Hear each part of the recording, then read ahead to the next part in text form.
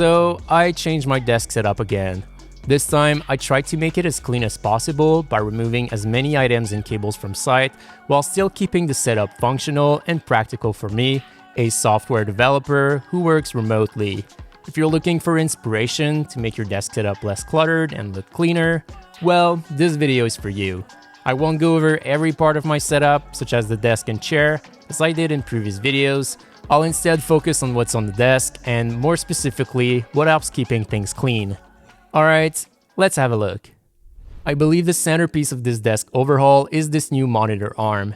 It's the HX from Ergotron that they gladly sent over for this video, and this arm is specifically made for heavier monitors. In fact, it will support monitors that weigh between 20 and 42 pounds. Quite impressive. The 32-inch monitor that I'm using is a bit under 20 pounds, but I figured I would go over that minimum with the weight of my laptop, and that's why I still opted for this arm over a regular arm. I have to say, it looks really nice in this white finish and matches the white frame of my desk perfectly, and it's also very solid.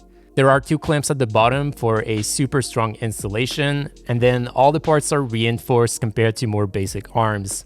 The main benefit with an arm like this is that you can move the monitor around. Its lift range is of 11.5 inches, and then it can tilt, pan, and rotate as well. Also, rotation can be locked, and that's how I set it up. It is by far the most stable monitor arm that I've tried yet, and I can definitely recommend it for heavier monitors. Now, like I said, this arm also holds my laptop behind the monitor for a super clean look, and I was able to achieve that with another accessory from Ergotron. That's one of their CPU holders that's also offered in white to match the HX arm. And with this, you get an adjustable rack for a mini PC that has two VESA mounts, one to attach to the arm and then another one to mount a monitor. In between, you can fit a mini PC as suggested, but I was also able to adjust the width and fit my MacBook Pro there for an invisible computer look. When well adjusted, it's a pretty solid installation. It's not too bad if you want to pick up your laptop often, but in my case, it never even leaves my desk, so it's all good. I do plan to get a Mac Mini eventually, so I believe this holder will be even better for that. But still, works like a charm with this laptop. Another reason why I decided to go with this approach instead of having the laptop under the desk is so that fewer cables are visible. By having the monitor and laptop in the same spot, I can connect them together without running additional cables alongside the monitor arm. Now to how I connected everything.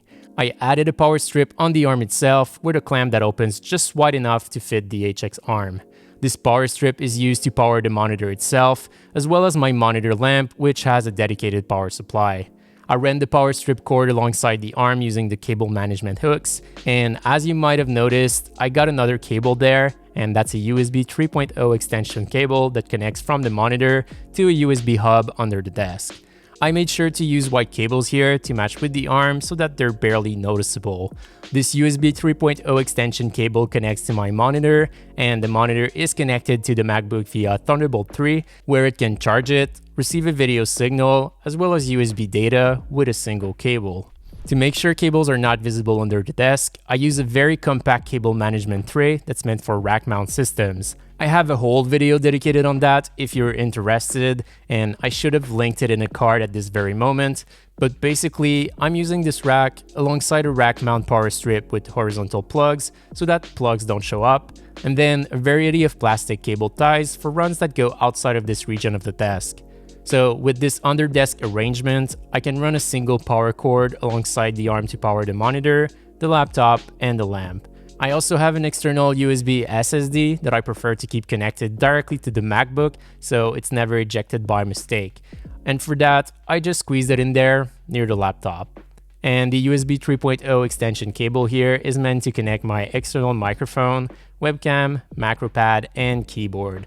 And speaking of that keyboard, if you think it looks interesting and want to know more about it, you'll want to stick until after the break. But for now, let's hear a word from this video sponsor, Datacamp. Datacamp is an online learning platform that makes it easy to build data skills. I love working in tech, and if that's something you'd like to explore as well, you can acquire data skills faster with Datacamp. They offer 350 courses and interactive learning experiences, including an intermediate Python course.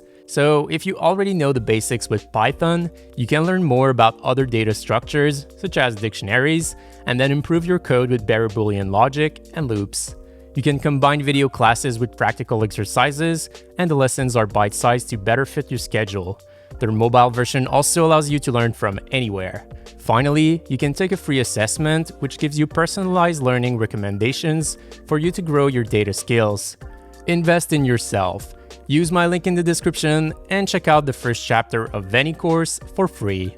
So back to that keyboard, I'll just briefly mention what it is in case you're curious, but it doesn't have anything specific to make things cleaner. It's a GamaKay K77 keyboard with Husky switches from Kinetic Labs that I lube myself, Everglide stabilizers, and Parlour Light keycaps from Dummy Keys. The keyboard has what we call an acrylic stack case, and it diffuses light pretty well. And as for the keycaps, they feature a very unique colorway. They're also made from ABS and double shot, and I would say they look pretty good with this desk mat and wallpaper. Anyway, enough with this keyboard, I'll let you hear how it sounds, and then we're on to the next accessory that truly makes this setup clean, minimal, and practical.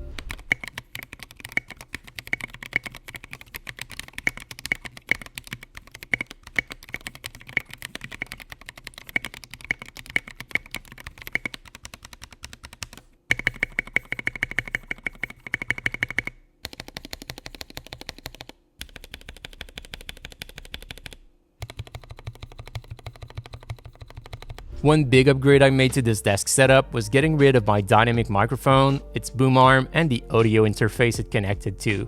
This setup sounded great and was super effective at getting rid of room echo and background noise, but I needed to make sure I was always speaking into the mic, otherwise my voice wasn't picked up loud enough. Also, it took a bit of space on my desk, didn't look super great when unused, and was sort of covering my face during meetings. And then I came across the Rode Videomic NTG, a shotgun microphone that's meant for professional video applications. One feature that this mic has that really picked up my interest is its USB-C recording capabilities, meaning it can record to a camera using the 3.5mm jack as expected, but when connected to a phone or computer over USB-C, it becomes a USB microphone. I believe this is the only USB shotgun microphone currently available, and I think it's one of the best options for video calls. Being a shotgun microphone, its pickup pattern is targeted to what's just in front of it, so it will be better at rejecting noises that come from other directions compared to your typical cardioid USB microphone. So this is a sound test with the Rode Videomic NTG. It is placed just above my head, out of frame. Hopefully it sounds pretty good. Normally it should reduce some of the room's echo. This room is very echoey, so hopefully that helps and it sounds pretty good. So this is a sound test with my webcam's built-in microphone. I know it doesn't sound as great, so hopefully you can hear the difference. Apart from that, it is placed further away from me, so it will likely pick up more of the room's echo. Then the gain can be controlled digitally on the computer, and the setting doesn't reset after sleep, meaning I never really have to touch it again once it's set. It is mounted out of sight of my webcam, and it's not in the way of my monitor either, but I can still have it pretty close to me, just over my head, like they do in professional video settings. That way, I'm making sure it can clearly pick up my voice. I was able to get it here using the Multi-Mount Arm product from Elgato, and that's also the same arm that I'm using for my webcam. Speaking of webcams, I'm using the Logitech StreamCam, which is a bit expensive for the image quality you get, but it works fine for me, and it does look pretty clean in this setup too. It's attached to the same Elgato arm that I'm using for the Rode microphone, using their Solid Arm, which can be clamped to a normal vertical arm. So with a single mount on my desk, I get to have two accessories placed exactly where I want so that they work best, while still keeping things clean. These Elgato arms also have little handles to tighten the joints, and they're great to route cables when you're done. My webcam is at eye level, and while I do not look into it given its position, it's probably as best as I can do if I want to keep my monitor lamp. And even then, this monitor is so tall that I wouldn't look at the camera even if it was on my monitor. Final little touch-ups, my desk lamp has a wireless charger built into it, so I don't need an additional cable to charge my phone. I'm also using a file cabinet from Autonomous to store items that I need from time to time, but that can live off my desk. And I have an SD card reader attached under my monitor so that I don't need to use a dongle.